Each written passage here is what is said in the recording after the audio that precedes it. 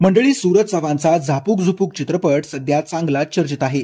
चित्रपट फ्लॉप होतोय की काय अशी शक्यता वर्तवण्यात येत असतानाच आता या चित्रपटानं अखेर 1 कोटी रुपयांचा टप्पा पार केला आहे.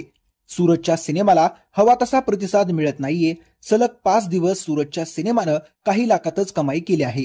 सूरज चव्हाणच्या झापूक झुपूक सिनेमानं पहिल्या व दुसऱ्या दिवशी 24 लाखांचा गल्ला जमवला होता. तिसऱ्या दिवशी या सिनेमानं 19 लाख तसेच चौथ्या दिवशी 14 लाखांची कमाई केली. तर 5व्या दिवशी झापूक झुपूकनं 17 लाख कमवले आहेत.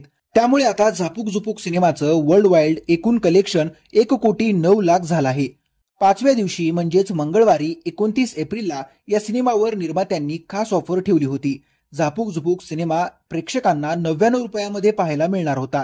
30 एप्रिलला देखील हा चित्रपट 20 लाखांच्या जवळपास कमाई करेल आणि 1 मे रोजी या चित्रपटाच्या कमाईमध्ये मोठी वाढ होण्याची शक्यता सांगण्यात येत आहे. आता येत्या काही दिवसात सूरजचा सिनेमा किती कोटी कमवणार याकडे त्याच्या चाहत्यांचं लक्ष लागलं आहे.